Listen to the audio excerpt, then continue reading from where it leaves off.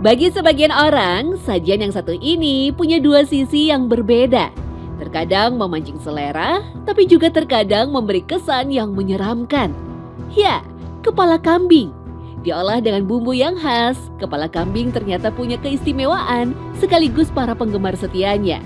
Tapi tahukah Anda, kepala kambing justru dulu dijadikan persembahan dalam berbagai ritual di Nusantara. Bahkan simbol kepala kambing dijadikan penggambaran setan di Eropa yang terkenal di abad pertengahan. Selengkapnya dalam Secret Story, mengungkap rahasia di balik cerita. Di Temanggung, Jawa Tengah, kepala kambing biasa diolah menjadi sajian yang disebut brongkos. Disajikan secara utuh, konon kelezatan kepala kambing akan muncul dengan paripurna. Pasalnya, setiap bagian dari mulut sampai telinga punya sensasi yang berbeda ketika disantap. Didominasi segar dan gurih, kuah brongkos menawarkan rasa pedas dan manis sebagai penyeimbang rasa. Dimasak 3-4 jam, membuat daging sangat gampang terlepas dari tulang kepala kambing ini. Merujuk pada beberapa prasasti, keberadaan kambing sebagai hewan konsumsi sudah ada sejak abad ke-9 silam.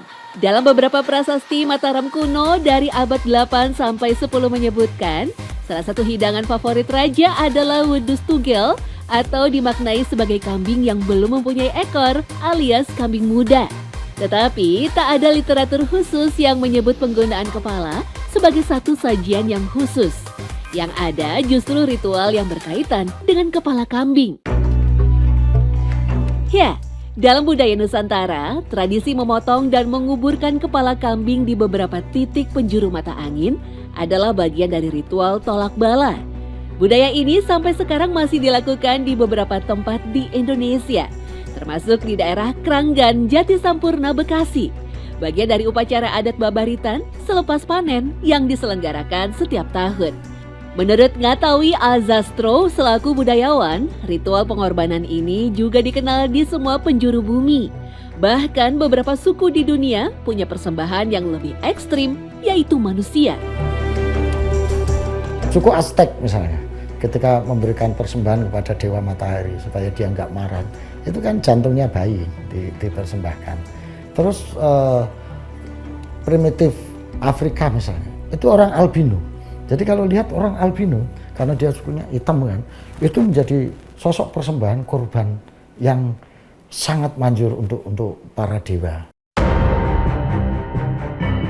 Seiring dikenalnya agama oleh masyarakat tersebut, ritual pengorbanan manusia pun digantikan oleh hewan yang bisa dikonsumsi.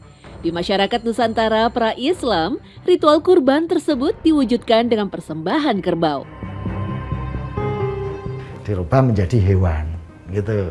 Nah, kalau di Islam misalnya, hewan ini di dalam cerita-cerita Al-Quran dan lain sebagainya kan Nabi Ismail diganti dengan kambing gitu ya, diganti dengan kambing. Tapi kalau untuk yang dulu-dulu yang non-Islam itu adalah kerbau.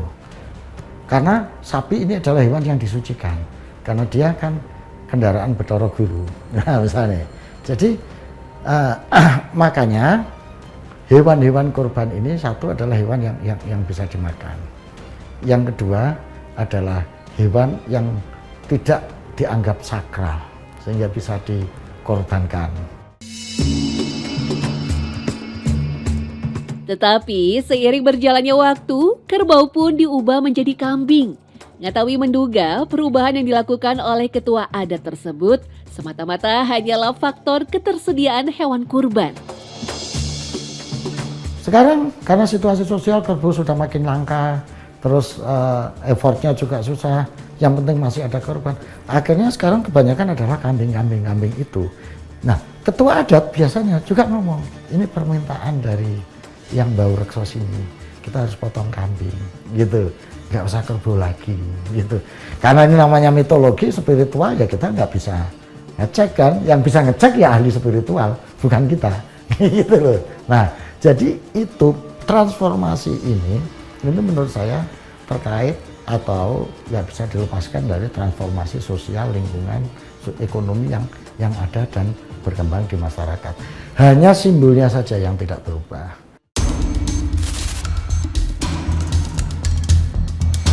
Meski persembahan kepala hewan terlihat menyeramkan untuk beberapa orang, Ngatawi justru menyebut hal itu punya alasan yang sangat logis selain menjadi simbol tertinggi dari bagian tubuh makhluk hidup. Justru kepala kambing itu adalah bagian yang layak dikorbankan. Persembahan yang ditaruh kepala kambing, yang tubuhnya, badannya kan dimakan manusia. Itu yang dipersembahkan, dihias, dirias dengan berbagai macam kesan, itu kepalanya.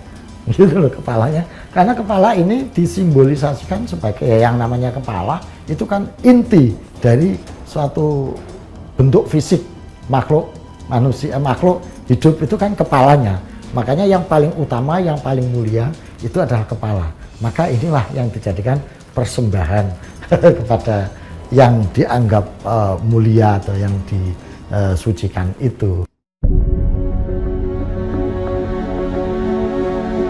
Tetapi yang lebih menakutkan, ternyata kepala kambing justru dijadikan ilustrasi dari perwujudan setan ciptaan manusia. Ya, Baphomet. Sosok manusia berkepala kambing ini menjadi ilustrasi setan yang mampu mempengaruhi kesatria Templar di abad ke-10 sampai 13 Masehi. Padahal menurut Abu Ashifa, penggambaran Baphomet sendiri adalah tercipta dari imajinasi seorang seniman bernama Eliphas Levi di pertengahan abad 18. Dia menduga simbol ini justru diciptakan untuk menyudutkan salah satu agama, terutama Islam. Kenapa kok kepala kambing? Memang secara literasi tidak ada, tapi memang tujuannya ketika yang saya pelajari secara faktualnya, memang ini untuk melawan satu agama yang paling kuat di dunia, agama Islam.